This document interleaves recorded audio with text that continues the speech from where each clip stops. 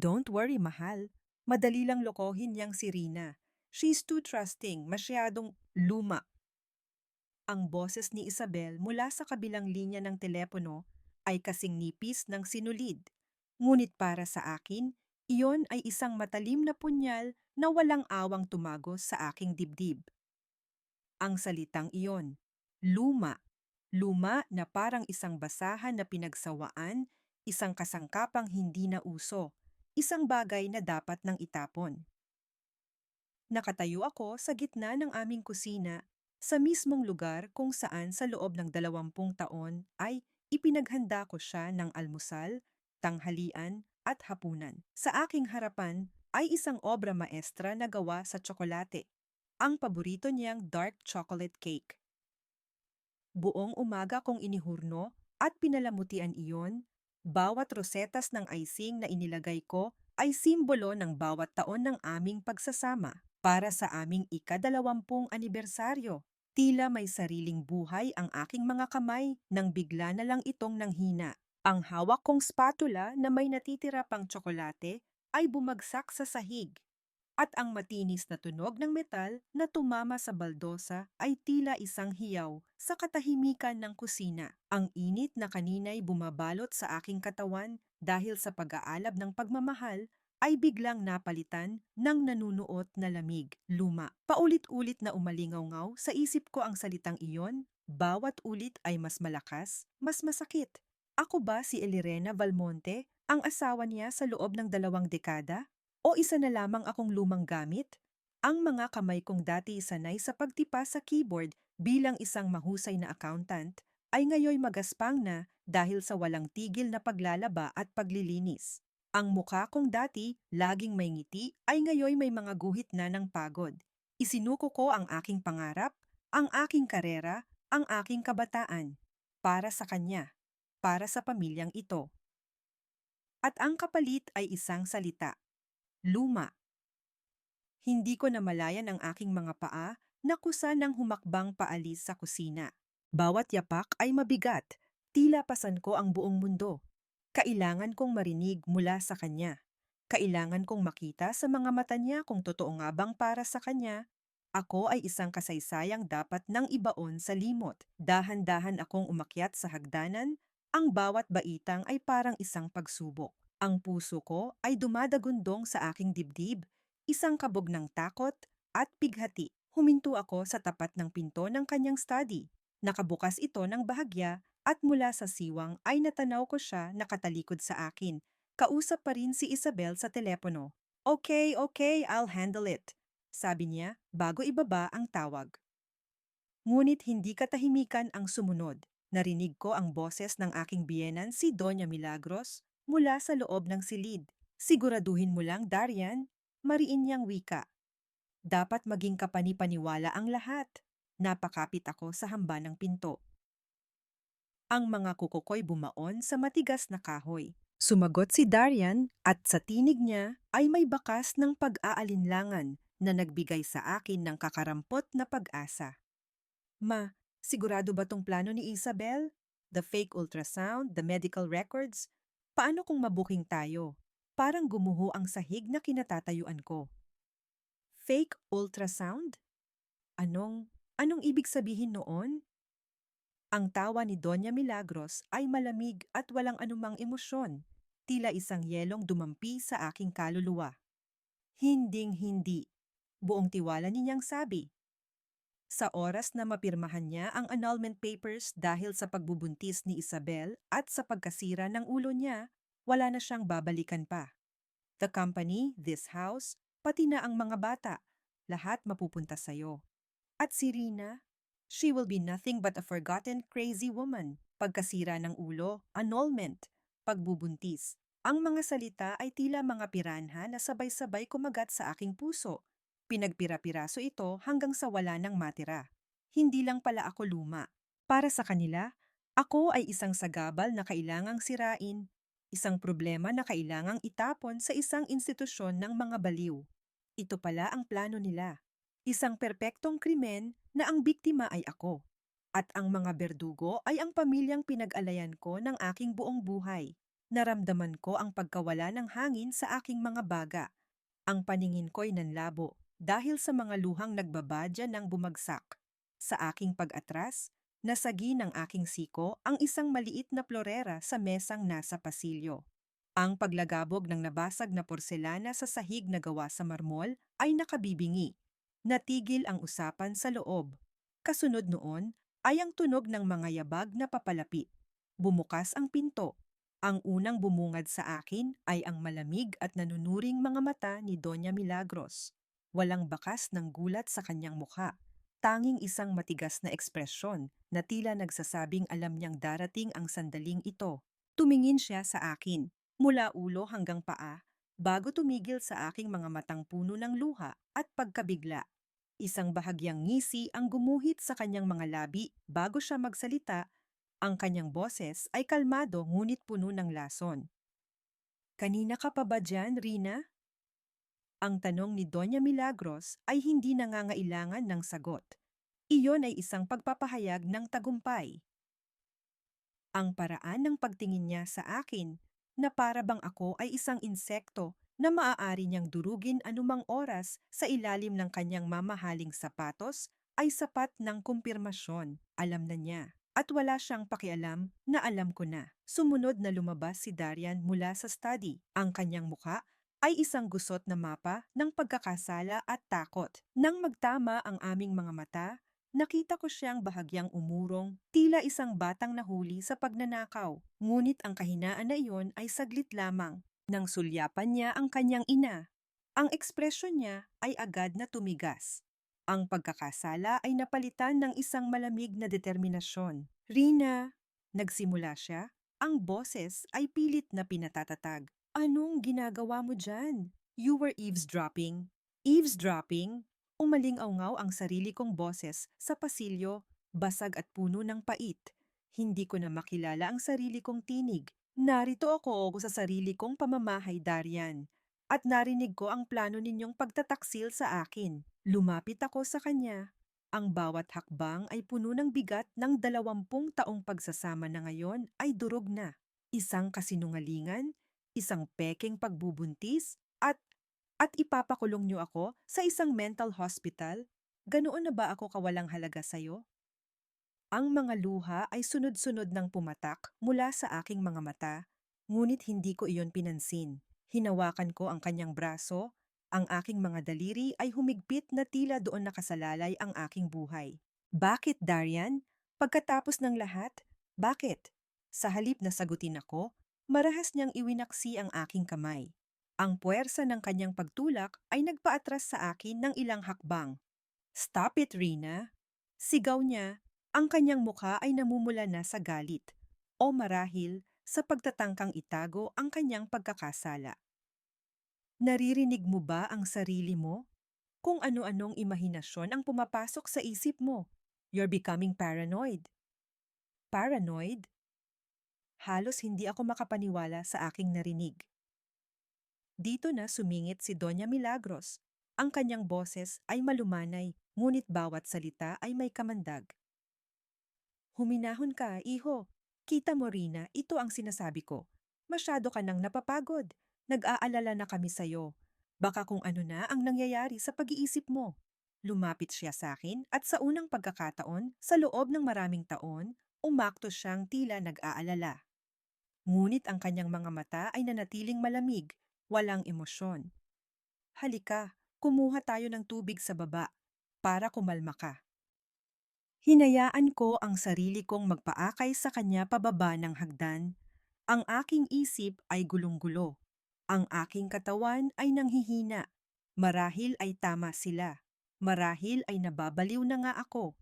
Marahil ang lahat ng narinig ko ay gawa-gawa lamang ng aking pagod na isipan. Ngunit sa kaibuturan ng aking puso, alam kong hindi. Alam kong ang narinig ko ay ang malupit na katotohanan. Sa kusina, ang aming anniversary cake ay naroon pa rin sa ibabaw ng mesa, isang tahimik na saksi sa aming nawasak na pagsasama. Inabutan ako ni Doña Milagros ng isang baso ng malamig na orange juice. "Inumin mo to, Rina. Makakatulong yan." Uminom ako, umaasang ang lamig niyon ay papawiin ang apoy na sumusunog sa aking lalamunan. Ngunit habang iniinom ko iyon, may napansin akong kakaibang lasa, isang bahagyang pait na hindi dapat naroon. Pagkatapos ng ilang sandali, nagsimulang bumigat ang aking mga talukap. Ang ingay sa paligid ay unti-unting humina. Bago pa ako tuluyang lamunin ng antok, nakita ko ang anino ni Darian sa may pintuan ng kusina. At sa likod niya, ang aking panganay na anak na si Marco. Nang magising ako, nakahiga na ako sa aming kama. Madilim na sa labas. Pilit kong inalala ang nangyari. Ang boses ni Isabel, ang plano, ang basag na plorera, ang orange juice. Bumangon ako, ang ulo ko'y kumikirot. Kailangan kong makausap ang anak ko, si Marco. Kailangan niyang malaman ang katotohanan. Bilang ina, naramdaman kong kung may isang tao sa mundong ito na maniniwala sa akin, iyon ay ang sarili kong anak. Maraan kong itinulak ang pinto ng kanyang silid. Naabutan ko siyang nakaupo sa harap ng kanyang computer, abala sa kung anong laro. Hindi man lang niya ako nilingon. Marco, anak. Nagsimula ako, ang aking boses ay nanginginig pa. Kailangan nating mag-usap. Itinigil niya ang kanyang ginagawa, ngunit nanatiling nakatalikod sa akin. About what, ma? Malamig niyang tanong. Tungkol sa papa mo, sa lola mo. Hirap na hirap kong ipaliwanag. Ang mga salita ay tila mga bubog sa aking lalamunan. May narinig ako, anak. May plano sila na saktan ako. Sa wakas ay humarap siya, ngunit ang mga mata niya ay walang bakas ng pag-aalala. Sa halip, puno iyon ng inis at pagkahiya. Believe what, ma? Na si Papa may kabit? Na si Lola wants to hurt you? I heard you shouting earlier. Nakakahiya, anya, at ang bawat salita niya ay isang sampal sa aking muka. Mas masakit pa kaysa sa sampal na pisikal. Totoo, Marco. Narinig ko sila. Giit ko. Lumapit ako at hinawakan ang kanyang balikat. Nagsisinungaling sila tungkol sa pagbubuntis ni Isabel para marahas niyang inalis ang kamay ko. Tila ba ito'y nandidiri? Stop it na, Mama. You're not making any sense. Sabi ni Lola, you're not well. You're just tired and stressed. Kaya ka nag-i-imagine ng mga ganyang bagay. At doon, sinabi niya ang mga salitang tuluyang dumurog sa kung ano pa ang natitira sa aking puso. Tumingin siya sa akin hindi bilang isang anak sa kanyang ina, kundi bilang isang estranghero na puno ng paghusga. Lola was right. You're becoming crazy, Ma. You're always making Dad miserable. Crazy, baliw. Hindi ko na napigilan ang paghikbi. Umatras ako, tinalikuran ang sarili kong anak na ngayon ay isa na sa mga kumakalaban sa akin. Nagkulong ako sa aming silid, humiga sa kama at niyakap ang unan na para bang iyon na lamang ang natitira kong kakampi sa buong mundo. Ang sakit ng pagtataksil ng asawa ay wala pa sa kalingkingan ng sakit na idinulot ng pagtalikod ng sarili kong anak. Maya-maya bumukas ang pinto. Pumasok si Darian, dala-dala ang isang tray na may pagkain at isang basong tubig. Ang kanyang mukha ay nagpapahayag ng isang pekeng pag-aalala. Rina, kumain ka na. Mahinahon niyang sabi. Nakita mo? Pati si Marco ay nag-aalala na sa'yo. You need to rest, para hindi ka na kung ano-ano ang naiisip. Inilapag niya ang tray sa tabi ng kama. Kinuha niya ang aking cellphone mula sa bedside table. Anong ginagawa mo? Tanong ko, ang boses ko'y paus na sa kaiyak. Para makapagpahinga ka ng tuluyan, sagot niya. Walang tawag, walang social media, no distractions. I'll handle everything, magpagaling ka lang. Kinuha niya ang telepono. Pinatay niya ang wifi. Sa isang iglap, pinutol niya ang koneksyon ko sa mundo sa labas. Ang aming silid tulugan ay opisyal ng naging aking selda. Samantala, sa kusina, si Nerissa, ang aming kasambahay na matagal nang naninilbihan sa pamilya, ay tahimik na nagliligpit. Ang kanyang mga mata ay malungkot habang tinitingnan ang anniversary cake na hindi man lang nagalaw. Napansin niya ang baso ng orange juice na naiwan sa lababo. Mayroon itong kakaibang latak sa ilalim, isang maputing pulbos na hindi dapat naroon. Sa kanyang karanasan at matalas na pakiramdam, alam niyang may mali. Maingat niyang kinuha ang baso. Sa halip na hugasan, binalot niya ito sa isang malinis na basahan, isinilid sa isang supot na plastik, at maingat na itinago sa ilalim ng mga lumang dyaryo sa kanyang maliit na silid. Ang kanyang mga mata ay nagpapakita ng determinasyon. Hindi man siya makapagsalita, hindi siya mananatiling bulag sa kawalang katarungan. Ilang oras ang lumipas. Muli akong nagising, ngunit ang pakiramdam ko ay mas mabigat. Ang isip ko'y parang lumulutang sa makapal na hamog. May liwanag na tumatama sa aking mukha. Iminulat ko ang aking mga mata. Nakatayo si Darian sa paanan ng kama, hawak ang kanyang cellphone. Ang kamera nito ay nakatutok sa akin. Ang liwanag ay nagmumula sa screen ng telepono. Sa gitna ng aking kalituhan, nakita ko ang isang ngiti sa kanyang mga labi. Isang ngiting malamig, walang awa, at puno ng tagumpay. Binuksan niya ang kanyang bibig at bumulong. Ang kanyang boses ay sapat lang para marinig ko, isang hatol na dahan-dahang ipinapataw sa akin. Tingnan mo ang sarili mo, Rina. Para kang wala sa katinuan. Ang sumunod na umaga ay dumating na tila isang panaginip na ayaw matapos. Nagising akong yakap ang aking mga tuhod, ang mga bakas ng tuyong luha ay malagkit sa aking pisngi. Ang epekto ng gamot na ipinainom nila ay naroon pa rin, isang mabigat na kumot ng pagkalito na bumabalot sa aking isipan. Para akong isang maninisid na sinusubukang umahon mula sa malalim na tubig, ngunit ang bawat paggalaw ko ay mabagal at hirap. Narinig ko ang mga boses mula sa ibaba. Isang boses na pamilyar at kinamumuhian ko. Ang boses ni Isabel. Pinilit kong bumangon. Kailangan kong lumabas. Kailangan kong ipagtanggol ang aking lugar sa bahay na ito. Hahawakan ko na sana ang seradura ng pinto nang bigla itong bumukas. Nakatayo roon si Doña Milagros at sa likod niya ay si Isabel, nakangiti ng mapang-asar habang hinihimas ang kanyang patag na tiyan. "Oh, look who's awake! Ang reyna ng bahay," sarkastikong sabi ni Isabel. Or should I say, dating reyna. Pumasok siya sa loob ng kwarto na para bang pag-aari niya ito, ang kanyang mga matay nililibot ang bawat sulok na may halong pagkasuklam. Masyadong luma ang style. Don't worry, Darian and I will redecorate this soon. Isang galit na hindi ko alam kung saan nanggaling ang biglang bumuhay sa aking nanghihinang katawan. Sinubukan kong sumugod sa kanya, ngunit ang aking mga paa ay tila yari sa tingga. Ang nagawa ko lang ay abutin ang kanyang braso. Ang aking hawak ay mahina at nanginginig. "Wala kang karapatan dito," sigaw ko, ngunit ang boses ko ay garalgal. "Umalis ka sa pamamahay ko." Ang inaasahan kong paglaban ay hindi nangyari. Sa halip, si Isabel ay umarteng tila nasaktan ng todo. Bigla siyang napahawak sa kanyang tiyan at umupo sa sahig. Ang kanyang mukha ay puno ng pinakamahusay na pag-arte ng sakit. "Aray! Ang baby ko!" Humiyaw siya. "Rina, ano ba? Papatayin mo ba ang anak namin ni Darian? Tulong, Darian!" Sa isang iglap, pumasok si Darian sa silid. Ang kanyang mukha ay puno ng kunwaring pag-aalala para kay Isabel. Itinayo niya ito at hinarap ako. Ang kanyang mga mata ay nag-aapoy sa galit. "Nakita mo na? Ito na nga ba ang sinasabi ko?" Sigaw niya, itinuturo ako na parang isang kriminal. "You're a danger to everyone in this house, lalo na sa mag-ina ko." "Hindi totoo yan," pagtanggi ko. Nagkukunwari lang siya, ngunit hindi na siya nakinig. Kinuha niya ang kanyang telepono at ipinakita sa akin ang video na kuha niya kagabi.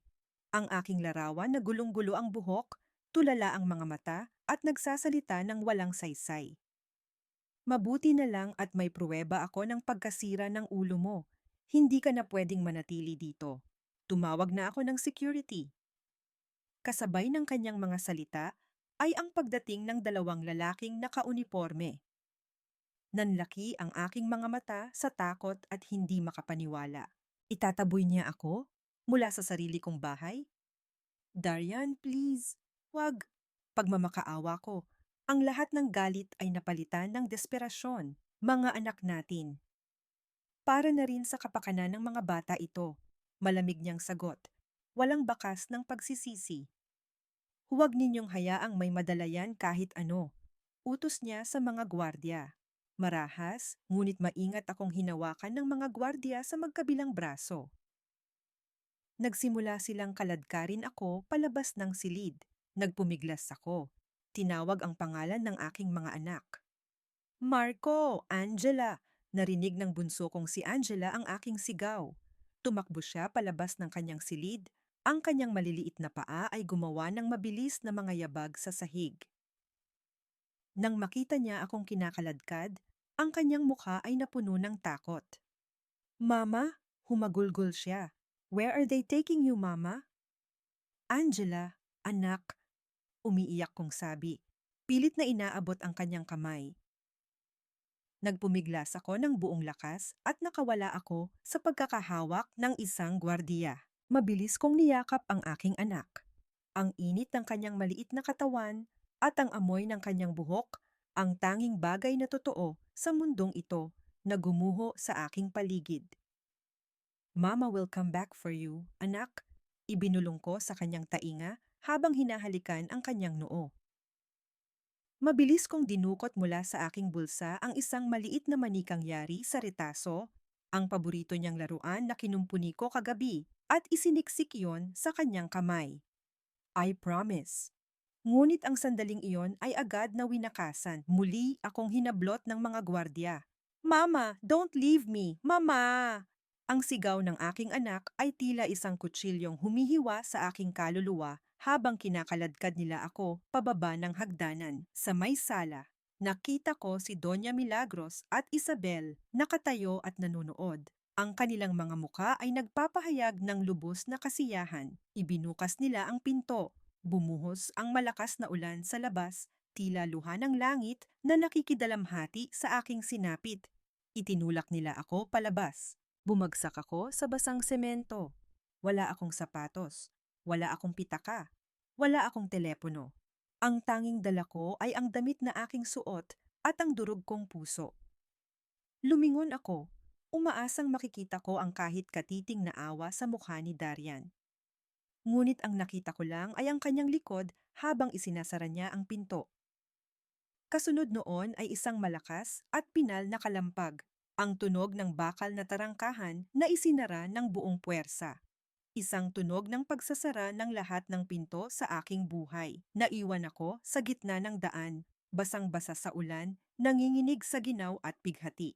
Ang mga sigaw ni Angela mula sa loob ay unti-unti nang humina. Nilalamon ng malakas na patak ng ulan. Napatingin ako sa malaking bahay, sa mga bintanang may ilaw, kung saan minsan akong nangarap at nagmahal. Ngayon, isa na lang itong malamig na monumento ng kataksilan. Dito ko ibinuhos ang aking dugot pawis. Dito ko inaruga ang aking mga anak. At dito rin ako sinentensyahan ng walang paglilitis. Ang lakas na ginamit ko sa pagpupumiglas kanina ay tuluyan nang nawala. Ang aking mga tuhod ay bumigay. Gumuho ako sa malamig na bangketa. Hinahayaang hagupitin ng malakas na ulan ang aking katawan. Ang bawat patak ay tila maliliit na karayom na tumutusok sa aking balat. Wala na. Wala nang natira sa akin. Ang pangalan ko, ang karangalan ko, ang mga anak ko. Kinuha nilang lahat. Niyakap ko ang aking sarili.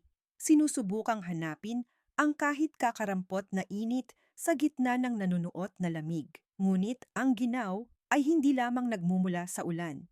Ito'y nanggagaling sa loob. Mula sa isang pusong ngayon ay isa ng malawak at nagyayelong kawalan. Ipinikit ko ang aking mga mata. Ang huling larawan sa aking isip ay ang umiiyak na mukha ng aking si Angela. Ang kanyang maliliit na kamay na pilit akong inaabot. Mama will come back for you. Ang pangako ay umalingaw-ngaw sa aking isipan, ngunit ngayon ay isa na lamang itong hungkag na salita. Paano? Paano ako babalik kung wala na akong lakas, kahit para lang tumayo? Sa ilalim ng madilim at umiiyak na kalangitan, sumuko na ako. Hinayaan kong lamunin ako ng dilim. Kung ito na ang katapusan, tatanggapin ko na. Dito na lang ako. Dito na lang ako sa gitna ng ulan, maghihintay hanggang sa mawala ang lahat ng sakit. Ang malakas na buhos ng ulan ay unti-unting humina. napalitan ng ambon na kasing lamig pa rin ng yelo. Ngunit hindi ko na iyon maramdaman. Ang aking katawan ay manhid na. Ang aking diwa ay pagod ng lumaban. Hinihintay ko na lang na ang kadiliman sa aking paligid ay tuluyan ng pumasok sa aking kalooban. Sa gitna ng aking pag-iisa, isang anino ang biglang tumakip sa akin. Pansamantalang hinaharangan ang mga patak ng ulan. Akala ko'y isa lamang itong ilusyon. Isang panlilinlang ng aking pagod na isipan. Ngunit kasunod noon ay naramdaman ko ang isang magaspang ngunit mainit na telang ipinatong sa aking mga balikat. Dahan-dahan kong iminulat ang aking mga mata. Isang lumang payong na may ilang butas ang nakatayo sa ibabaw ko. At ang may hawak nito ay si Nerissa, ang aming matandang kasambahay. Ang kanyang mukha ay puno ng awa at pag-aalala. Ang mga kulubot sa paligid ng kanyang mga mata ay mas lumalim pa dahil sa lungkot. Hindi ako nakapagsalita. Tinitigan ko lamang siya. Ang aking mga labi ay nanginginig sa ginaw. Ma'am Rina? Ang kanyang boses ay mahina ngunit matatag. Tila isang angkla sa gitna ng rumaragasang dagat. Tumayo po kayo. Hindi nyo dapat sinasaktan ang sarili nyo ng ganito. Hindi pa ito ang katapusan. Sinubukan kong umiling, ngunit kahit iyon ay wala na akong lakas na gawin. Wala na, Neri. Wala na ang lahat. Umupo siya sa tabi ko, hindi inalintana ang basang bangketa. Inalalayan niya akong sumandal sa kanya. Ang kanyang maliit na katawan ay marupok, ngunit sa sandaling iyon, siya ang naging pinakamatibay na pader na nasandalan ko. Hindi po totoo yan, giit niya. Habang buhay po kayo, habang humihinga, laging may pag-asa, lalo na't meron kayong dapat ipaglaban. Itinuro niya ang bintana sa ikalawang palapag kung saan natutulog si Angela. Naghihintay po siya sa inyo. Ang pagbanggit sa pangalan ng aking anak ay nagbigay sa akin ng kakarampot na lakas. Pinilit kong itukod ang aking mga kamay sa semento. Tinulungan ako ni Nerissa na makatayo. Ang aking mga binti ay nanghihina, ngunit hindi niya binitawan ang aking braso. Halika po, ma'am, doon muna kayo sa tinutuluyan ko. Hindi po maganda, pero tuyo at mainit, anya. At inakay niya ako palayo sa malaking bahay na iyon, palayo sa aking nawasak na buhay. Ang tinutuluyan ni Nerissa ay isang maliit na kwarto sa isang boarding house na hindi kalayuan. Ang espasyo ay sapat lamang para sa isang maliit na papag, isang aparador at isang mesa. Ngunit pagpasok namin sa loob, ang init na sumalubong sa akin ay higit pa sa sapat. Ito ang init ng isang tahanan, isang bagay na matagal ko nang hindi naramdaman. Pinaupo niya ako sa papag. Kumuha siya ng isang lumang tuwalya at isang malinis na duster mula sa kanyang aparador. Magpalit po muna kayo, ma'am. Baka magkasakit kayo, sabi niya. Habang nagbibihis ako, ipinagtimpla niya ako ng mainit na kape. Ang bawat paghigop ko sa mainit na inumin ay unti-unting nanunumbalik sa aking katawan ang init na ninakaw ng ulan. Habang nakaupo ako roon, balot sa kumot, suot ang damit na hindi akin, sa isang lugar na dayuhan, doon ko lang naramdaman ang bigat ng lahat. Humagulgol ako, isang iyak na walang tunog, isang iyak na nagmumula sa kaibuturan ng aking pagkatao. Lumapit si Nerissa at hinaplos ang aking likod. Isang kilos ng pag-alo na puno ng pag-unawa. Nang medyo kumalma na ako, may kinuha siya mula sa ilalim ng kanyang higaan. Isang supot na plastik. Mula roon ay inilabas niya ang baso ng orange juice na may puting latak sa ilalim. Nakita ko po ito, ma'am. Pagkatapos nilang palabasin kayo, paliwanag niya. Itinago ko po. Alam kong may mali. Tinitigan ko ang baso. Ito ang ebidensya. Ang simula ng lahat. Kasunod noon, dinukot niya mula sa kanyang bulsa ang isang lukot na sobre. Ibinigay niya iyon sa akin. Sa loob ay may ilang piraso ng 1,000 piso. Galing po yan sa naipon ko, mahina niyang sabi. Hindi po malaki, pero sana makatulong pansimula. Niyakap ko siya ng mahigpit. Ang babaeng ito na walang anumang dugong nananalaytay sa amin ay nagpakita ng kabutihan at katapatan na hindi ko kailanman natanggap mula sa pamilyang pinagsilbihan ko. Salamat, Neri. Salamat. Iyon lang ang paulit-ulit kong nasabi. Kailangan niyo pong lumaban, ma'am. Bulong niya. Para kay Angela, para sa sarili niyo. Huminga siya ng malalim. May kilala po ang pamangkin ko, isang abogado. Sabi nila, matalino raw at matulungin sa mga naapi. Baka po pwede siyang makatulong sa inyo. Kumuha siya ng isang maliit na pitaka at mula roon ay dinukot niya ang isang luma at medyo madumi ng calling card. Inabot niya iyon sa akin. Ang aking mga daliri ay nanginginig habang hawak ang maliit na piraso ng karton na iyon. Sa ilalim ng mahinang ilaw ng bumbilya, binasa ko ang pangalang nakasulat sa makalumang letra, Attorney Mateo Ibarra. Ang pangalan ay tila isang pamilyar na himig mula sa isang malayong nakaraan. Mateo Ibarra. Paulit-ulit kong binigkas sa aking isipan, sinusubukang alalahanin kung saan at kailan ko narinig ang pangalang iyon. At pagkatapos, tulad ng isang kidlat, isang alaala mula sa kolehiyo ang biglang nagliwanag.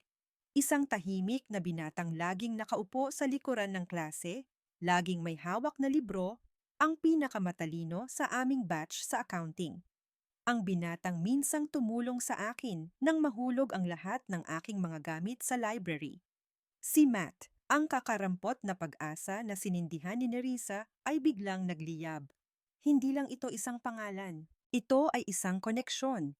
Ito ay isang simula. Kinabukasan, ang sinag ng araw ay tumagos sa maliit na siwang ng bintana sa kwarto ni Nerissa.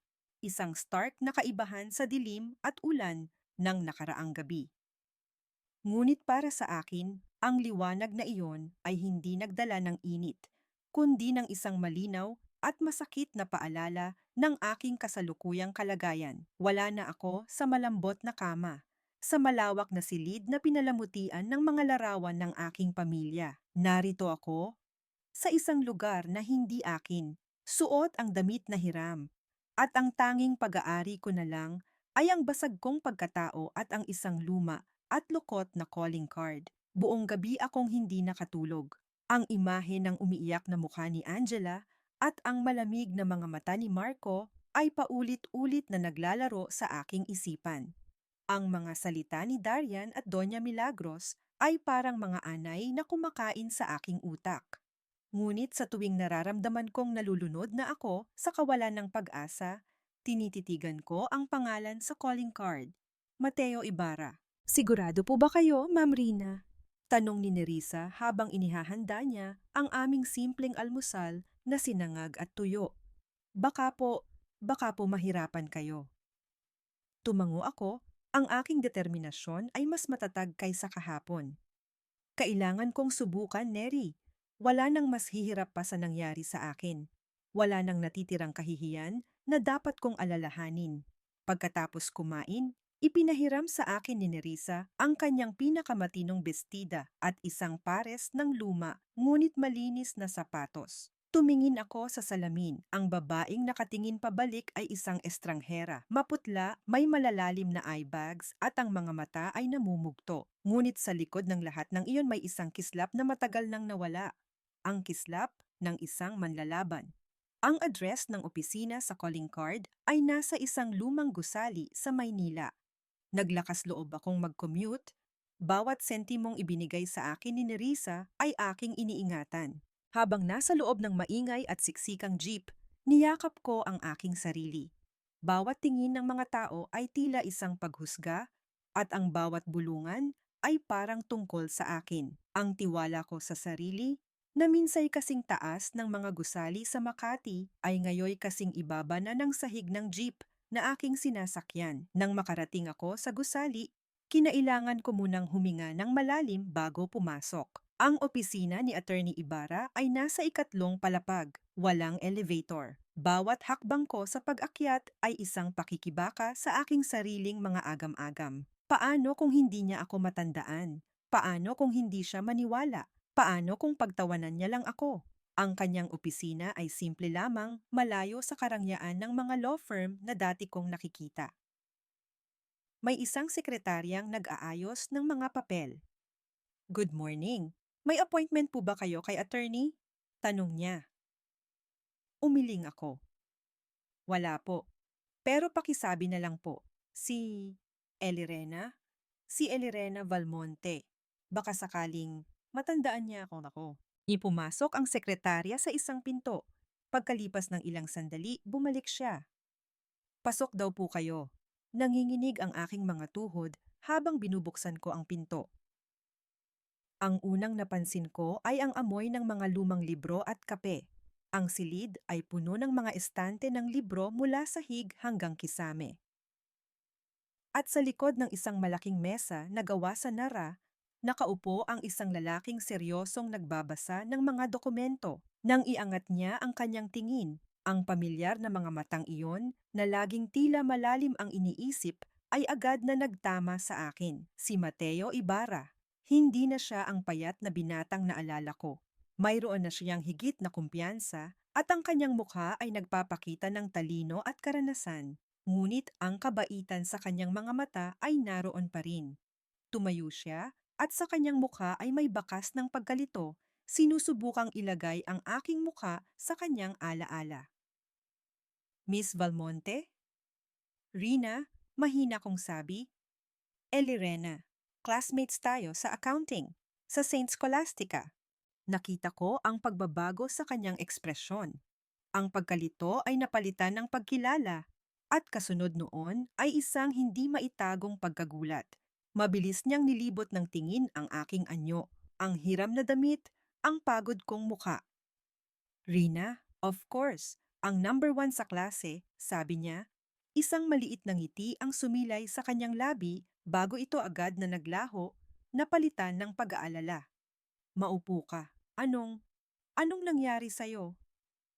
Ang tanong na iyon, na puno ng tunay na pag-aalala, ang tuluyang nagpabagsak sa lahat ng pader na pilit kong itinatayo. Doon, sa harap ng isang taong halos 2 dekada ko nang hindi nakikita, humagulgol ako. Ikinuwento ko ang lahat.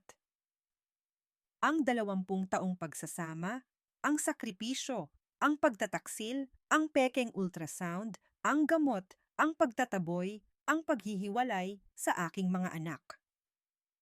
Nakikinig lang siya. Hindi ako pinutol kahit minsan. Ang kanyang atensyon ay ganap na nasa akin. Nang matapos ako, ang katahimikan sa loob ng opisina ay mabigat. Tumayo siya at kumuha ng isang basong tubig para sa akin. Pagbalik niya, ang kanyang mukha ay seryoso at matigas. Ang kabaitan sa kanyang mga mata ay napalitan ng apoy ng galit. Galit para sa inhustisyang sinapit ko. Walang hiya sila, mariin niyang sabi. What they did to you is not just grounds for annulment. It's criminal, physical and psychological abuse, falsification of medical records, conspiracy to commit fraud. The list goes on. Pero paano ako lalaban, Matt? Wala sa loob na nabanggit ko ang kanyang palayaw. Wala akong pera. Wala akong ebidensya maliban sa isang baso ng orange juice. Umupo siya sa tapat ko, ang kanyang mga mata ay nakatitig sa akin ng may buong determinasyon.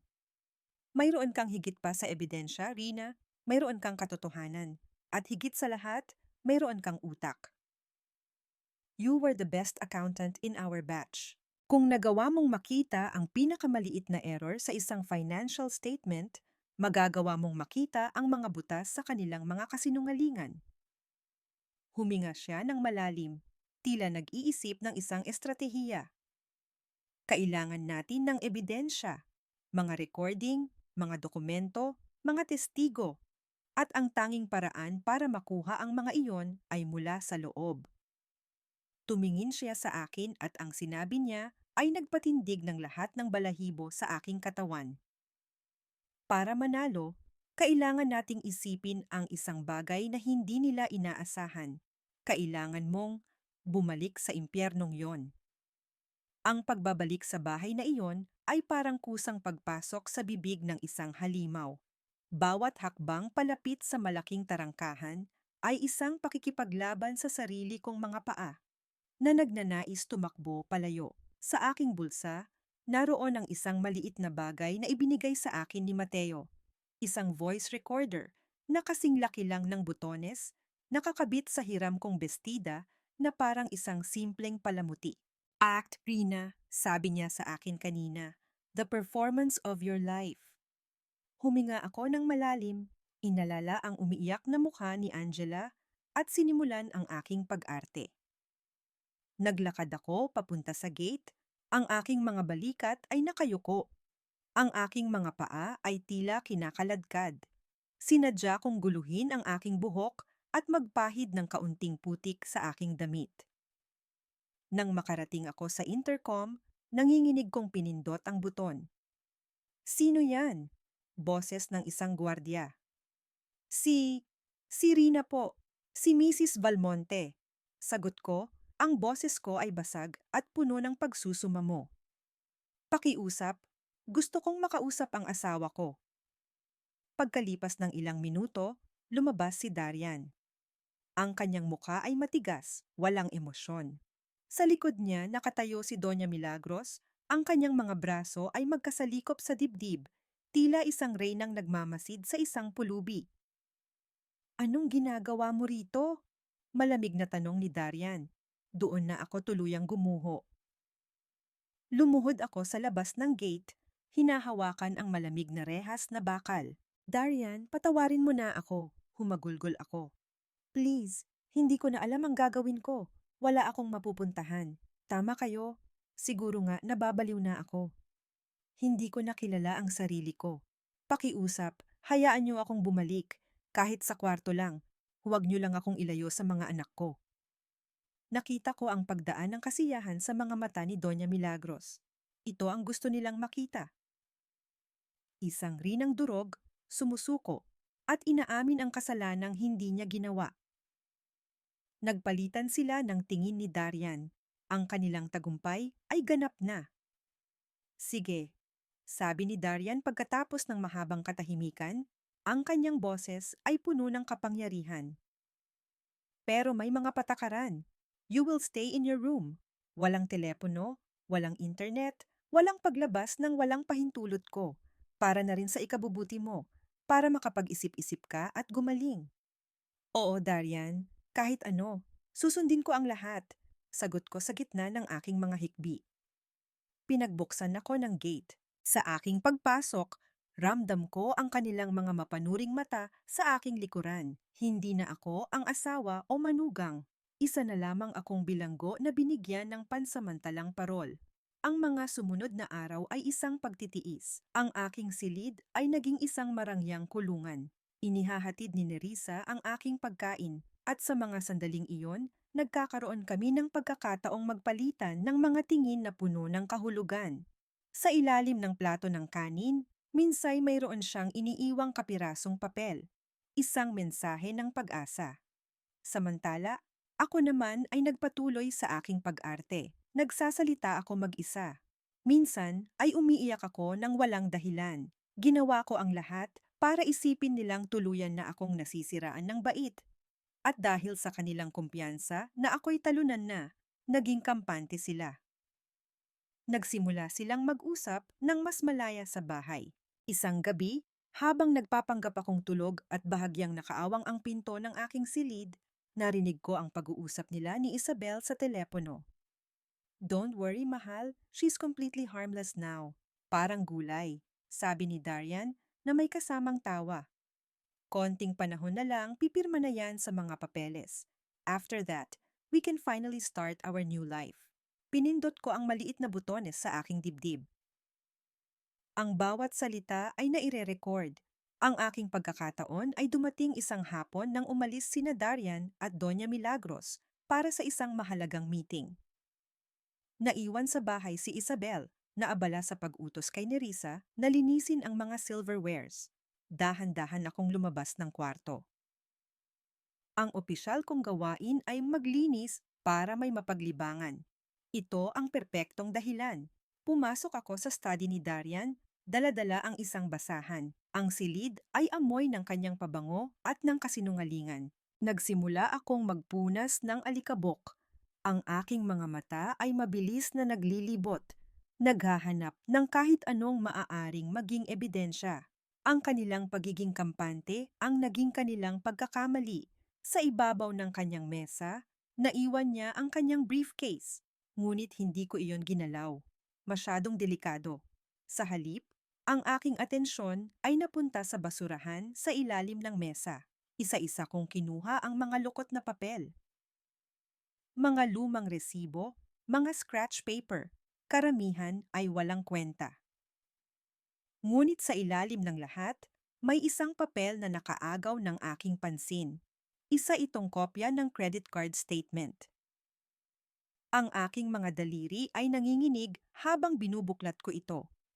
Ang aking puso ay kumakabog ng malakas. Bilang isang accountant, ang mga numero at transaksyon ay nagsasalita sa akin.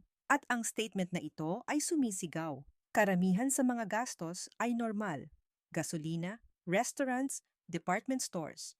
Ngunit isang entry ang namumukod tangi. Isang malaking halaga ang ibinayad sa isang lugar na tinatawag na Evergreen Women's Clinic. Kumunot ang aking noo. Ang alam ko, ang OBGYN ni Isabel ay nasa isang malaki at sikat na ospital sa St. Luke's. Isang bagay na lagi niyang ipinagmamayabang. Ano itong Evergreen Women's Clinic? Ang pangalan ay hindi pamilyar at ang address ay nasa isang sulok ng Quezon City na hindi gaanong kilala. Mabilis kong kinunan ng litrato ang statement gamit ang isang maliit at lumang teleponong palihim na ipinasok sa akin ni Nerissa. Itinago ko ang telepono at maingat na ibinalik ang papel sa basurahan. Tinalbugan ng iba pang basura. Bumalik ako sa aking silid. Ang aking isip ay tumatakbo ng mas mabilis kaysa sa aking puso. Ang statement na iyon ay hindi pa isang patunay, pero isa itong sinulid. Isang maluwag na hibla sa perpektong tela ng kanilang kasinungalingan. At alam ko, bilang isang taong sanay maghanap ng butas sa mga numero, na kung hihilahin ko ang sinulid na ito, ang buong tela ay tuluyang masisira. Ang litrato ng credit card statement ay tila isang mitsyang nagpasiklab sa natutulog na bahagi ng aking pagkatao, ang pagiging accountant ko. Sa loob ng aking silid, habang ang buong bahay ay tahimik, ang aking isip naman ay abalang-abala. Pinag-uugnay ang bawat detalye, naghahanap ng mga pattern, at sinusuri ang bawat numero na parang isang detective na sinusundan ang mga bakas ng isang krimen. Alam kong kailangan ko ng higit pa. Isang transaksyon lang ay hindi sapat. Ang naging tulay ko sa mundo sa labas at sa impormasyon ay si Nerissa. Sa bawat paghahatid niya ng pagkain, mayroon kaming palihim na palitan. Ibibigay ko sa kanya ang isang maliit na papel kung saan nakasulat ang mga kailangan ko. At sa susunod na araw, susubukan niyang ibigay iyon sa akin. Ang panganib ay nariyan palagi. Isang pagkakamali lang at pareho kaming malalagay sa alanganin. Kailangan ko ng access sa study. Bulong ko sa kanya isang gabi habang kinukuha niya ang tray ng pinagkainan ko. Kahit anong dokumento sa ibabaw ng mesa niya, mga sobre ng sulat, mga resibo, kahit ano. Tumango si Nerissa, ang kanyang mukha ay seryoso.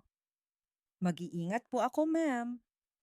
Kinabukasan, habang naglilinis si Nerissa sa study, sinadya niyang aksidenteng matabig ang isang folder sa mesa ni Darian.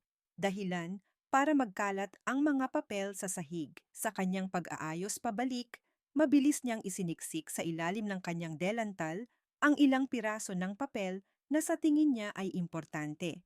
Isang bank statement at isang sulat mula sa kanilang corporate lawyer. Nang gabing iyon, sa ilalim ng kumot at sa liwanag lamang ng munting telepono, sinimulan kong suriin ang aking mga nakuha. Para akong isang arkeologong naghuhukay ng mga sinaunang artifact, ngunit ang hinahanap ko ay hindi ginto, kundi ang katotohanan. Ang bank statement ay nagpakita ng sunod-sunod na malalaking withdrawal sa loob ng nakaraang 6 na buwan. Malaki at bilog ang mga numero, hindi karaniwan para sa personal na gastusin. Ang mga petsa ay tumutugma sa mga araw kung kailan sinasabi ni Darian na mayroon siyang business trip sa Cebu o Davao. Ngunit ang mga withdrawal ay ginawa lahat sa isang branch ng bangko sa Makati. Isang kasinungalingan. Ngunit ang sulat mula sa abogado ang tunay na nagpabilis ng tibok ng aking puso. Ito ay tungkol sa pagtatayo ng 3 bagong korporasyon. Ang mga pangalan ay hindi pamilyar. Valiant Holdings, Golden Horizon Ventures, Summit Prime Properties. Sa unang tingin, mukha silang lehitimong mga negosyo. Ngunit ang aking instinct bilang accountant ay sumisigaw na may mali. Sino ang mga incorporator? Ang mga pangalan na nakalista ay hindi ko kilala, maliban sa isa. Isabel Cruz, nakalista bilang corporate secretary sa lahat ng 3. At ang address ng lahat ng korporasyon? Isang PO. Box sa isang post office sa Pasay. Ito na. Ang mga kumpanyang multo. Isang klasikong paraan ng money laundering. Inililipat niya ang pera mula sa aming pamilya, mula sa Valmonte Industries, ang kumpanyang itinatag ng kanyang ama, at pinagtrabahuhan ko rin ng ilang taon, papunta sa mga bagong korporasyong ito, kung saan si Isabel ay may kontrol. Inihahanda na niya ang kanyang pag-alis, tinitiyak na sa aming paghihiwalay, ang lalabas na estado ng Valmonte Industries ay palugi at ako ay maiiwang walang-wala. Ang kataksilan niya ay hindi lamang sa aming kama. Ito ay sa aming buong buhay, sa kinabukasan ng aming mga anak. Ang galit sa aking dibdib ay nag-aalab, ngunit hindi ito isang galit na nakabulag. Ito ay isang galit na nagbigay sa akin ng kakaibang kalinawan ng isip. Kinunan ko ng litrato ang lahat ng dokumento, bawat numero, bawat pangalan, bawat address. Sa gitna ng aking paghahanap, may isa pang papel na muntik ko nang hindi mapansin. Nakasiksik ito sa loob ng bank statement. Isa itong kopya ng isang application form. Nang mabasa ko ang titulo, nanlamig ang buong katawan ko. Life Insurance Policy Application. Ang pangalan ng insured, Elirena V. Valmonte. Ang aking pangalan. Ang halaga, 100 milyong piso. Isang napakalaking halaga. Nanginginig kong tiningnan ang ibabang bahagi ng papel kung saan nakalista ang mga beneficiary. Ang aking mga anak, sina Marco at Angela, ay nakalista para sa maliit na porsyento lamang. Ang natitirang 70%, ang pinakamalaking bahagi, ay nakapangalan sa isang tao. Ang aking hininga ay tila naipit sa aking lalamunan. Ang mga letra ay parang lumabo sa aking paningin, ngunit malinaw pa rin ang pangalang nakasulat doon. Beneficiary, Isabel Cruz. Relationship to insured, business partner. Ang plano nila ay hindi lang iwan ako, hindi lang kunin ang pera, hindi lang ako ipakulong sa isang mental hospital. Ang plano nila ay mas malalim, mas madilim, at mas nakakakilabot. Hawak-hawak ang papel na iyon, napasandal ako sa pader. Ang kwarto ay biglang naging napakaliit, ang hangin ay naging napakakapal. Hindi na ito isang simpleng laban para sa annulment o para sa aking mga anak. Ito na ay isang laban para sa aking buhay. Pagkatapos kong matuklasan ang tungkol sa life insurance, ang bawat anino sa bahay ay tila may dalang panganib. Ang bawat pagngiti ni Darian ay tila isang maskara na nagtatago ng isang malagim na balak. Ang pag-inom ko ng tubig o pagkain ng kahit ano ay naging isang maingat na ritual. Laging may takot na baka ito na ang huli. Ang aking pag-arte bilang isang babaeng nasisiraan ng bait ay naging mas madali dahil sa ilalim ng lahat, ang takot na aking nararamdaman ay totoo. Ngunit ang takot ay hindi nakapagparalisa sa akin. Sa halip, ito'y nagbigay sa akin ng isang desperadong tapang. Kailangan kong kumilos ng mas mabilis. Isang hapon, habang si Darian at ang kanyang ina ay wala sa bahay at si Isabel naman ay nasa spa. Isang bagay na narinig kong ipinagmamayabang niya kay Darian sa telepono. Alam kong ito na ang aking pagkakataon. Sinabi ko kay Nerissa na bantayan ang paligid. Muli akong pumasok sa study. Sa pagkakataong ito, ang aking pakay ay mas malinaw. Hinanap ko ang orihinal na mga dokumento ng mga pekeng korporasyon at ng insurance policy. Sa ilalim ng isang tumpok ng mga lumang blueprints sa isang nakatagong cabinet, natagpuan ko ang isang malaking brown envelope. Naroon ang lahat.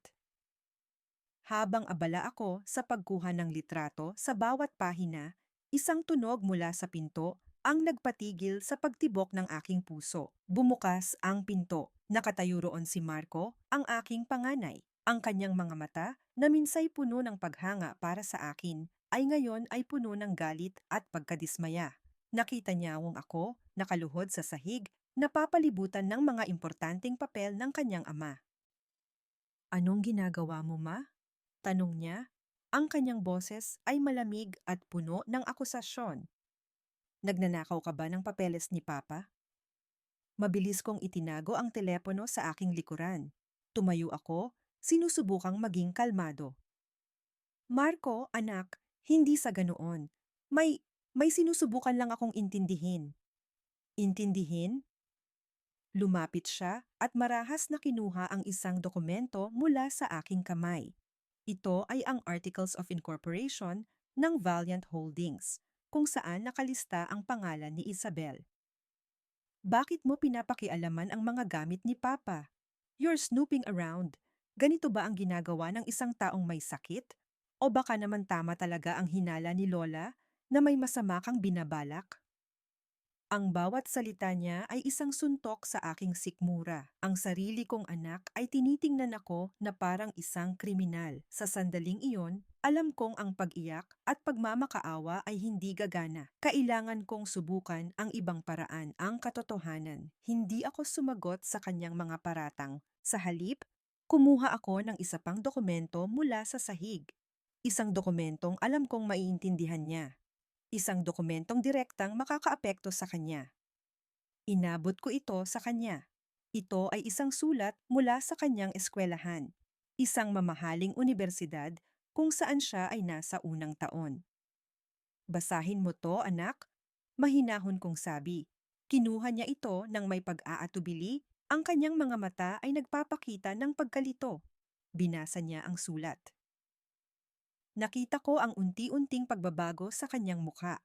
Ang galit ay napalitan ng pagtataka at pagkatapos ay nang hindi makapaniwala.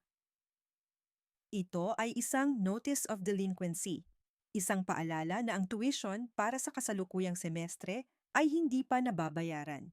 Tumingin siya sa akin, ang kanyang mga mata ay nagtatanong. Pero, imposible ito, sabi ni Papa, bayad na lahat. Ipinakita pa niya sa akin ang resibo online. Umiling ako ng marahan.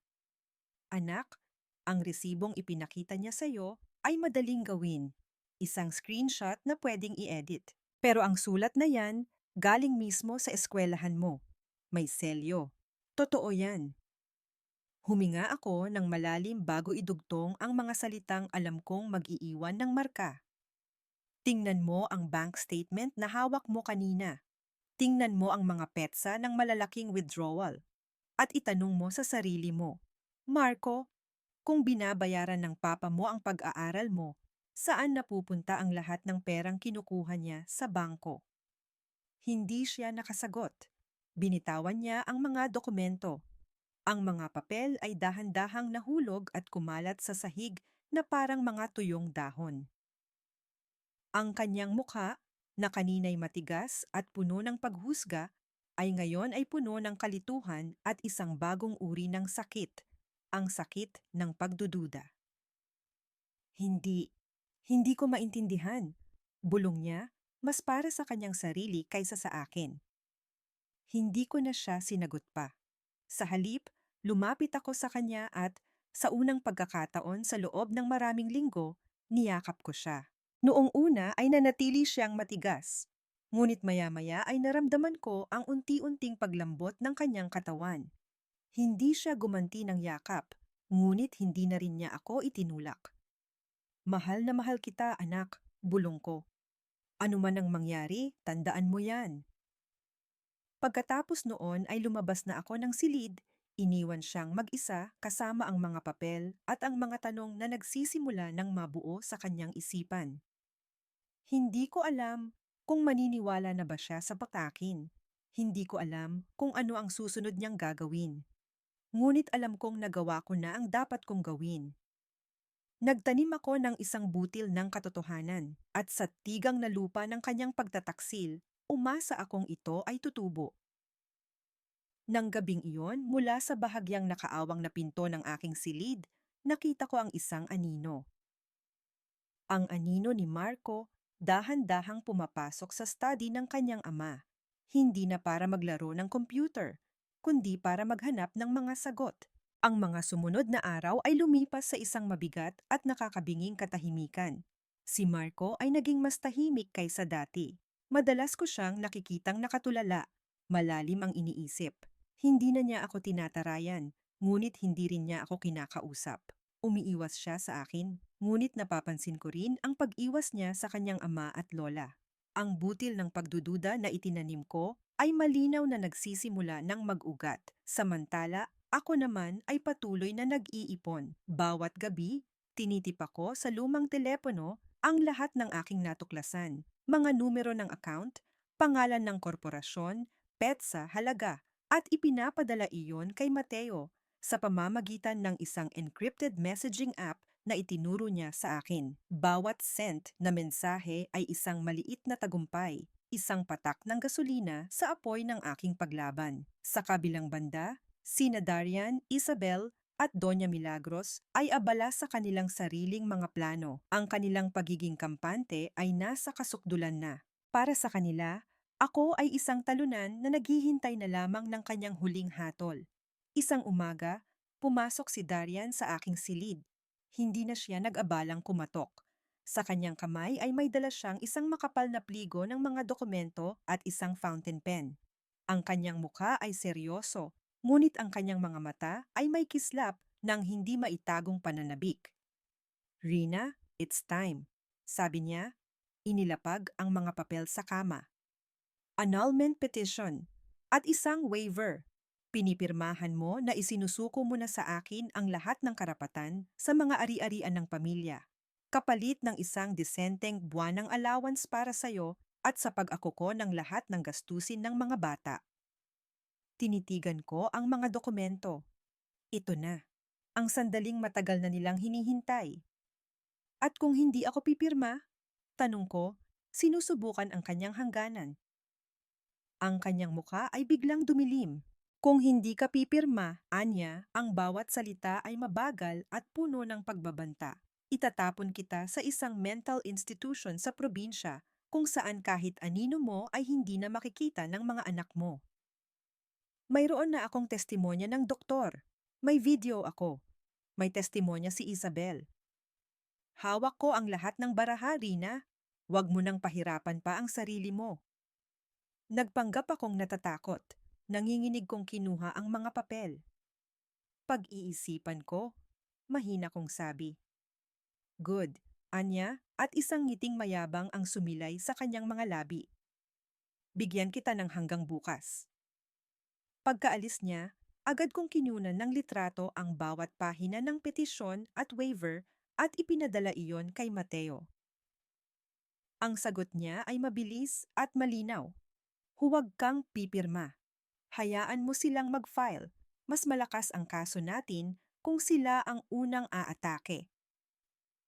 Nang gabing iyon, ang bahay ay napuno ng tunog ng pagdiriwang. Dumating si Isabel kasama ang kanyang mga magulang na halatang nasilaw din sa yaman ng mga Valmonte. Naghanda si Doña Milagros ng isang marangyang hapunan. Mula sa aking silid, rinig na rinig ko ang kanilang masasayang tawanan, ang tunog ng mga baso ng alak na nag-uumpugan at ang kanilang mga usapan tungkol sa hinaharap. Sa wakas, matatahimik na ang pamilyang ito, narinig kong sabi ni Doña Milagros. Magkakaroon na ako ng isang manugang na karapat-dapat sa pangalan ng mga Valmonte at isang apo na magmamana ng lahat ng ito. Cheers to our new life, mahal, sabi naman ni Isabel. Ang bawat tawa nila ay parang mga pako na ibinabaon sa aking dibdib. Ngunit hindi ko hinayaang talunin ako ng sakit. Sa halip, ginawa ko itong lakas.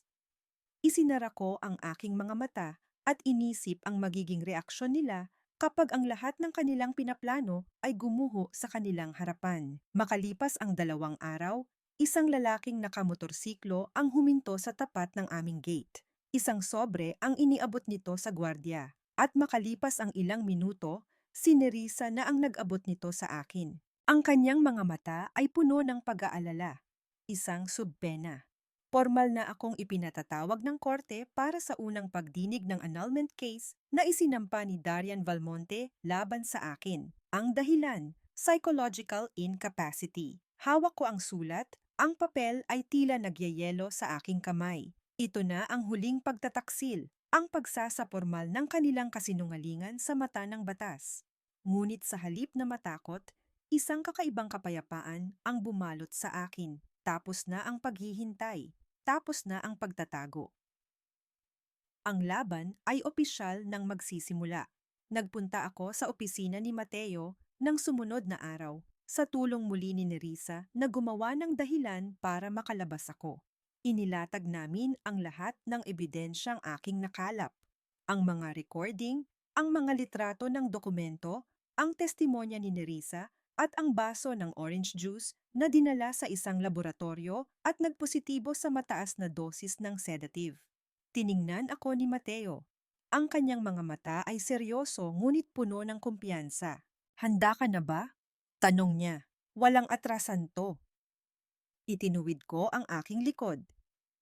Ang babaeng pumasok sa kanyang opisina ilang linggo na ang nakalipas, isang babaeng durog, basahan, at walang pag-asa, ay wala na. Ang kaharap niya ngayon ay isang inang lalaban para sa kanyang mga anak at isang babaeng babawiin ang kanyang karangalan. Tumingin ako ng diretso sa kanyang mga mata. Ang aking tinig ay matatag at walang bahid ng pag-aalinlangan. Ipinanganak akong handa. Ang araw ng paglilitis ay dumating na may kasamang mabigat na ulap. Ang hangin sa labas ng korte ay malamig, ngunit ang hangin sa loob ng courtroom ay mas malamig pa, puno ng tensyon at mga matalim na tingin. Pumasok ako sa bulwagan ng korte na may kasamang malalim na paghinga. Suot ko ang isang simpleng beige na dress na ibinigay sa akin ni Nerissa. Ang aking buhok ay nakatali ng maayos at ang aking mukha ay walang anumang makeup. Pinilit kong maging kalmado, ngunit ang bawat tibok ng aking puso ay tila isang tambol na nagpapahiwatig ng papalapit na labanan. Si Mateo ay naghihintay na sa akin sa loob. Nang pumasok kami, agad na napunta ang tingin ko sa kabilang panig. Naroon si Darian, nakaupo ng tuwid, ang kanyang mukha ay seryoso, ngunit may bahid ng pagmamataas. Sa tabi niya ay si Isabel, nakasuot ng isang formal na itim na bestida. Ang kanyang buhok ay ayos na ayos at ang kanyang patag na tiyan ay pilit na ipinapakita, isang tahimik na panunuya sa akin. At doon, sa gitna ng lahat, si Doña Milagros. Nakasuot siya ng mamahaling barong Tagalog. Ang kanyang mukha ay matigas at puno ng kumpiyansa. Nagtama ang aming mga mata. Isang malamig na ngisi ang sumilay sa kanyang mga labi. Ang mga tingin nila ay tila nagpapahiwatig. Tapos ka na, Rina. Nagsimula ang pagdinig. Ang abogado ni Darian, si Attorney Ramirez, ay nagsimula sa kanyang opening statement. Ang kanyang boses ay malakas at puno ng drama. Your Honor, we are here today to seek the annulment of the marriage between Mr. Darian Valmont and Miss Elirena Valmonte on the grounds of psychological incapacity on the part of the respondent. Tiningnan niya mga ko. Ang kanyang mga mata ay puno ng paghuhusga. For 2 decades, Mr. Valmont has endured the respondent's erratic behavior, her baseless accusations, and her increasingly delusional state. We will present irrefutable evidence that Miss Valmont has descended into a severe mental breakdown, making her incapable of fulfilling the essential marital obligations, and more importantly, posing a danger to her own children. Sinimulan nilang ipresenta ang kanilang mga ebidensya. Una, ang testimony ni Darian. Tumayo siya sa witness stand. Ang kanyang tinig ay nanginginig sa kunwaring emosyon. Ikinuwento niya ang tungkol sa aking pagiging selosa, ang aking pagiging dependent, at kung paano ako naging burdensome sa pamilya. Your Honor, sabi niya, pinahid ang peking luha sa kanyang mata. I loved Rina, but her mind, it started to deteriorate. She imagined things.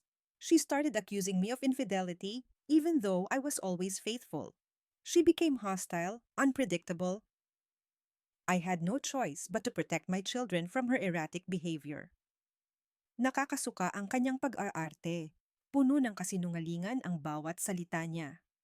Ngunit nanatili akong tahimik. Iyon ang plano. Hayaan silang magsalita. Hayaan silang magbunyag ng kanilang mga kasinungalingan.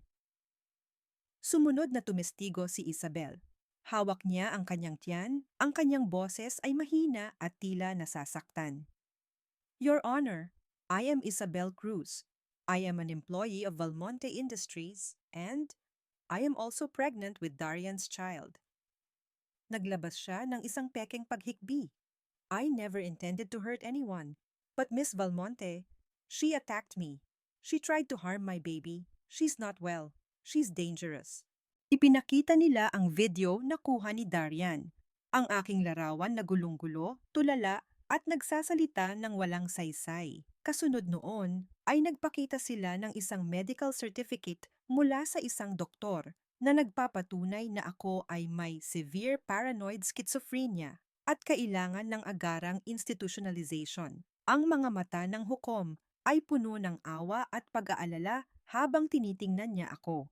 Ang mga tao sa gallery ay nagbubulungan.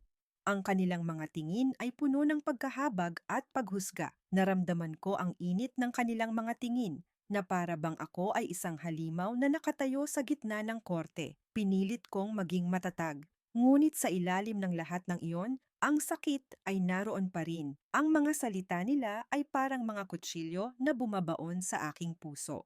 We rest our case, Your Honor. Buong kumpiyansa na sabi ni Attorney Ramirez at naupo siya, ang kanyang muka ay puno ng tagumpay. The evidence clearly demonstrates Miss Valmonte's psychological incapacity, making the annulment the only viable option for the safety and well-being of the children, and for Mr. Valmonte to finally move on and build a new, stable family. Tiningnan niya ako, isang ngisi ang sumilay sa kanyang mga labi. Para sa kanila, tapos na ang lahat. Natalo na ako. Ang hukom ay tumingin sa akin, ang kanyang mukha ay seryoso. Miss Valmonte, do you have anything to say in your defense? Umiling ako. Ngunit hindi dahil sa wala akong sasabihin, kundi dahil hindi pa iyon ang oras ko. Tumayo si Mateo, kalmado at matatag. Tiningnan niya ako at sa kanyang mga mata ay nakita ko ang pagpapalakas ng loob. Pagkatapos ay lumingon siya sa hukom. Ang kanyang tinig ay malinaw at malakas, isang tunog na nagpahinto sa paghinga ng lahat sa loob ng courtroom. Your Honor, sabi niya, we would like to call our one and only witness to the stand, Miss Elirena Valmonte. Ang lahat ng mata sa courtroom ay nakatutok sa akin. Ang bulungan ay agad na namatay. Si Darian, Isabel, at Doña Milagros ay nagpalitan ng tingin. Ang kanilang mga muka ay puno ng pagtataka. Siguro iniisip nila na nababaliw na talaga ako. Nahahayaan nila akong magsalita ng kung ano-anong walang saysay para lalong patunayan ang kanilang kaso. Ngunit ang babaeng lumakad patungo sa witness stand ay hindi na ang rinang durog at basag. Ako ang Elirena Valmonte, ang accountant na minsay pinakamahusay sa aming batch, ang inang lalaban para sa kanyang mga anak, at ang asawang babawi sa kanyang karangalan. Matatag akong umupo sa upuan. Itinaas ko ang aking kanang kamay at nanumpa na sasabihin ko ang buong katotohanan. Sinimulan ni Mateo ang kanyang pagtatanong, ngunit hindi tungkol sa aking mental state. Miss Valmonte, can you please state for the court your educational background and professional experience? Tiningnan ko si attorney Ramirez, Darian at Isabel. Ang kanilang mga ngiti ay unti-unting nawala. I am a certified public accountant, summa cum laude graduate of St. Scholastica's College. I worked as a senior auditor for 5 years at a top accounting firm before I chose to become a full-time homemaker for my family. Nagkaroon ng bulungan sa courtroom. Maraming hindi nakakaalam ng aking pinagmulan. Now, Miss Valmonte, patuloy ni Mateo, can you tell us what happened on the night of your 20th wedding anniversary? At doon, nagsimula ako sa aking istorya. Ang aking boses ay kalmado, detalyado, at puno ng katotohanan. Ikinuwento ko ang tungkol sa anniversary cake, sa tawag ni Isabel, sa pag-uusap nila ni Darian at Doña Milagros tungkol sa peking ultrasound at annulment. Ang lahat po ng sinabi ko ay may patunay, sabi ko, at tumango ako kay Mateo. Inilabas ni Mateo ang maliit na voice recorder. Ipinatugtog niya ang pag-uusap nila Darian at Isabel at ang masakit na pag-uusap nila Darian at Doña Milagros tungkol sa kanilang plano. Ang courtroom ay napuno ng ingay. Si Darian ay biglang tumayo. Ang kanyang mukha ay putlang-putla. Objection, Your Honor. This is fabricated. This is a violation of my privacy. Overruled. Mariing sabi ng hukom. The recording will be admitted as evidence. Bumalik si Darian sa kanyang upuan, ang kanyang katawan ay nanginginig. Ngayon, Miss Valmonte, sabi ni Mateo, maaari niyo bang ipaliwanag ang tungkol sa orange juice na ipinainom sa inyo? Doon ko ikinuwento ang tungkol sa kakaibang lasa, ang pagkabigat ng aking pakiramdam, at kung paano ko nakita si Darian na kinukunan ako ng video habang ako ay tulala. At ang basong ito, Your Honor, sabi ni Mateo, hawak ang basong may latak. A chemical analysis confirms it contains a significant amount of sedative. We also have the testimony of Miss Nerissa Flores, their former kasambahay, who witnessed Miss Valmonte being forced to drink this. Pinapunta si Nerissa sa witness stand. Matatag niyang kinumpirma ang lahat ng aking sinabi. Ngunit ang pinakamatindi ay ang huling bahagi ng aking testimonya. Your Honor, sabi ko, tumingin ako ng diretso sa hukom. Ang kasong ito ay hindi lamang tungkol sa annulment. Ito ay tungkol sa malalim na panloloko, pagnanakaw at pagtatangkang ipapapatay ako para sa pera. Ang courtroom ay naging tahimik. Si Doña Milagros ay umiling-iling, tila hindi makapaniwala sa aking mga paratang. Si Isabel naman ay nanlaki ang mga mata. Miss Valmonte, are you accusing your husband of attempted murder? Tanong ng hukom. Ang kanyang boses ay puno ng pagkabigla. I am, Your Honor, matatag kong sabi. I have proof. My husband, Darian Valmonte, established 3 dummy corporations, Valiant Holdings, Golden Horizon Ventures, and Summit Prime Properties, to siphon off funds from Valmonte Industries, making it appear that the company is failing, all while enriching himself and Miss Isabel Cruz. Inilabas ni Mateo ang mga litrato ng bank statements, ang mga articles of incorporation, at ang sulat mula sa abogado. Ang bawat papel ay may nakasulat na pangalan ni Isabel bilang co-owner o corporate secretary. Ang lahat sa courtroom ay nagulantang, ngunit hindi pa ako tapos. At hindi lang iyon, Your Honor, patuloy ko, ang aking tinig ay mas lumalakas. Bumili rin siya ng life insurance policy para sa akin na nagkakahalaga ng 100 milyong piso. At ang primary beneficiary po ay si Miss Isabel Cruz. Nagkaroon ng kaguluhan sa loob ng korte. Ang mga kamera ay kumikislap. Objection! Sigaw ni Attorney Ramirez, ang kanyang mukha ay namumutla. This is pure speculation. Her mental state is clearly influencing her testimony. Is it, Counselor? Tanong ko, ang aking tinig ay malamig. O baka naman natatakot ka dahil alam mong totoo ang sinasabi ko?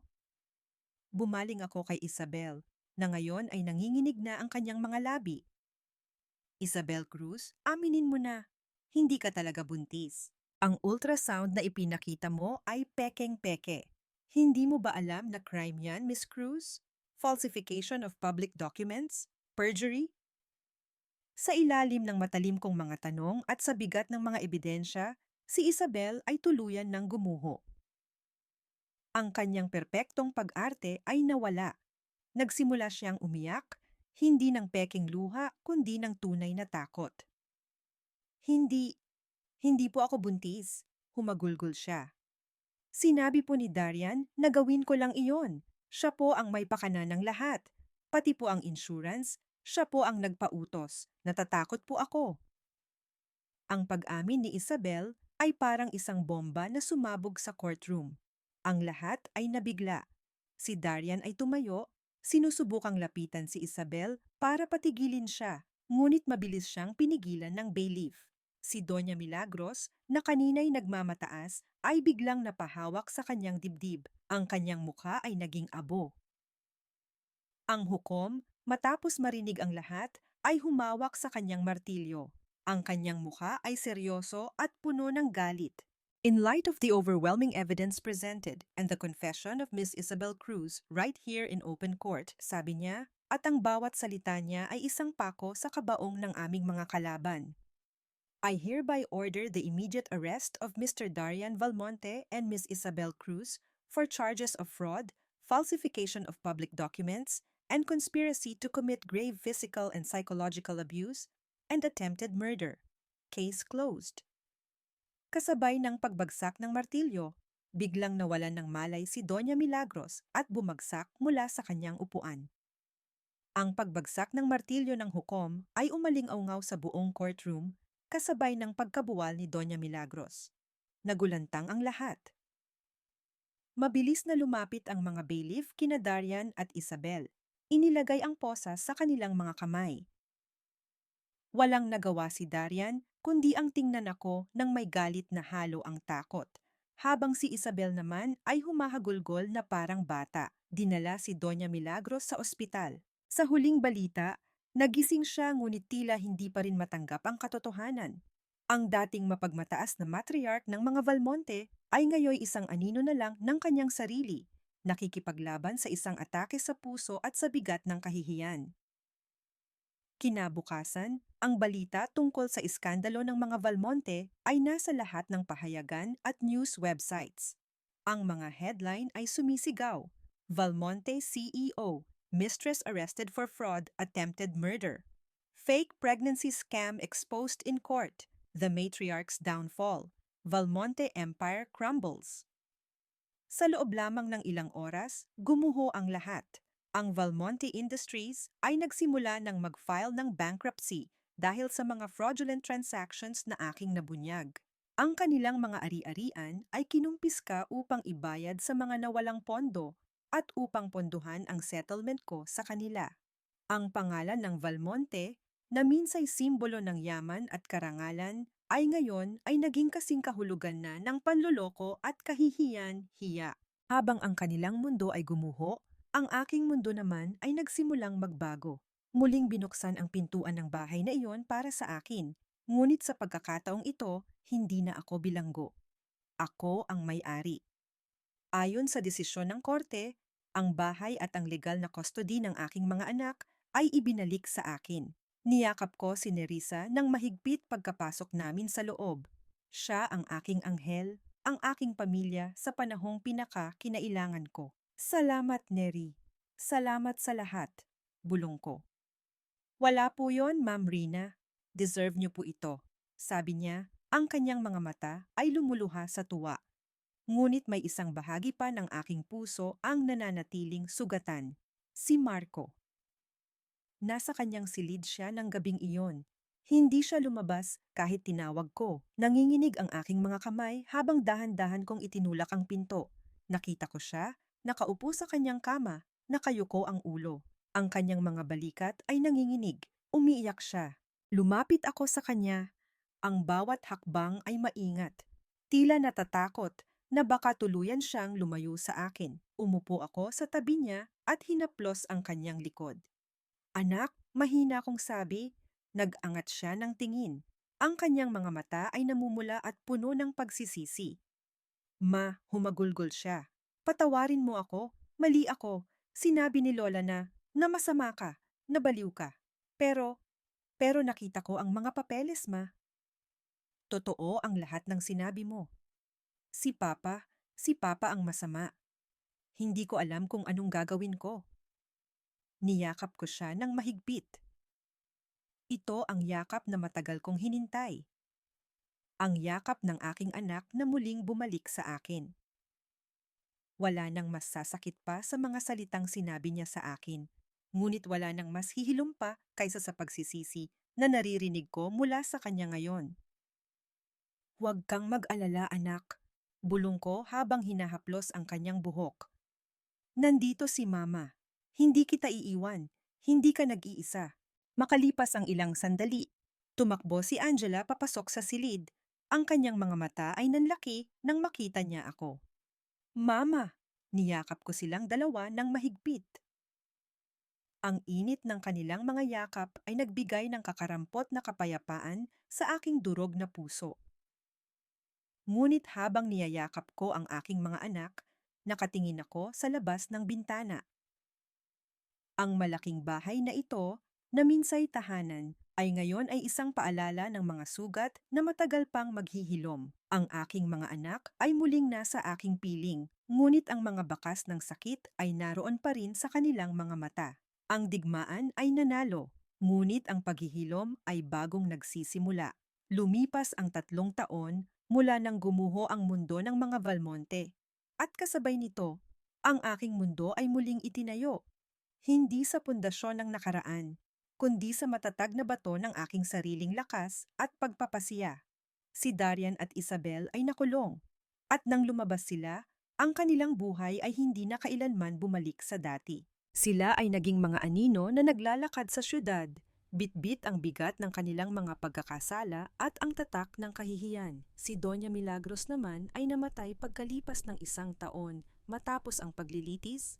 Ang kanyang huling mga araw ay napuno ng pagsisisi at pangungulila. Ang dating marangyang Valmonte Mansion ay ipinagbili at ang halaga niyon ay ibinayad sa mga utang at sa aking settlement.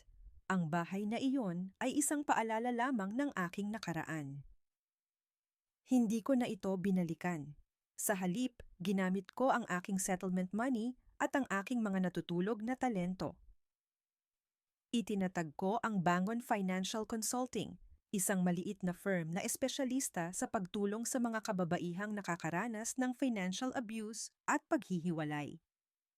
Ang aming opisina ay simple, ngunit puno ng enerhiya at pag-asa. Bawat kliyente na aking natutulungan ay isang kumpirmasyon na ang aking pinagdaanan ay hindi na sayang. Ito ang aking pagbabangon. Ito ang aking paghihilom.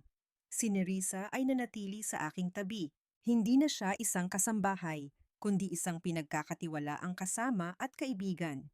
Siya ang aking kanang kamay sa opisina at higit sa lahat, siya ang pamilya ko.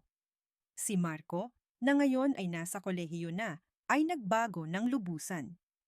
Ang pagdududa at galit sa kanyang puso ay napalitan ng pagmamahal at paggalang. Siya ay mas masipag mag-aral at palagi siyang bumibisita sa opisina. Minsan ay tumutulong pa sa pag-aayos ng mga papeles.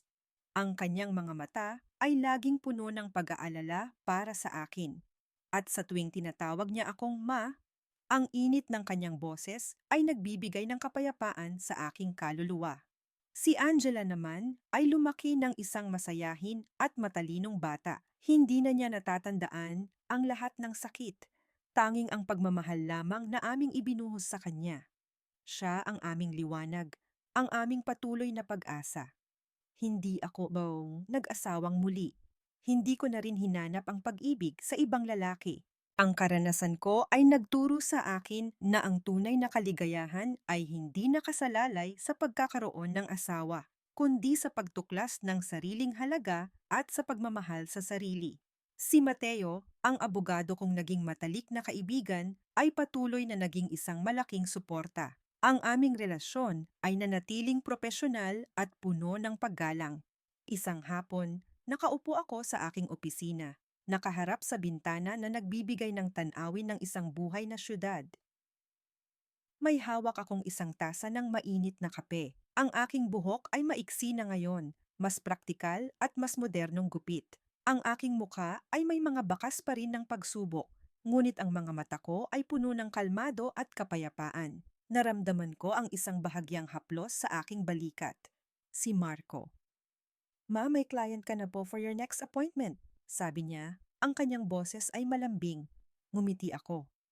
Sige anak, papasok na ako. Huminga ako ng malalim, pinakiramdaman ang init ng kape sa aking mga kamay, at ang bilis ng buhay sa labas. Matagal bago tuluyang naghilom ang mga sugat. Maraming gabi akong umiyak ng tahimik. Maraming araw akong nagtanong kung saan ako nagkamali. Ngunit sa huli, natuklasan ko. Hindi ako nagkamali.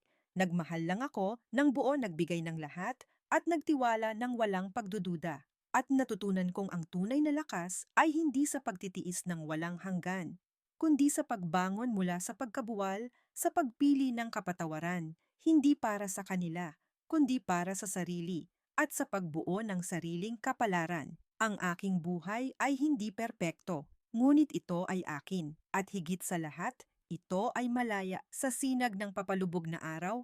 Ibinaba ko ang tasa, tumayo at ngumiti ng tunay, isang ngiting nagmula sa kaibuturan ng isang pusong buong-buo na. Ang aking bangon ay hindi lamang isang kwento. Ito ay isang paalala sa lahat ng kababaihan. Ang iyong halaga ay hindi itinatakda ng iyong sakit, kundi ng iyong kakayahang lumaban at bumangon mula sa abo.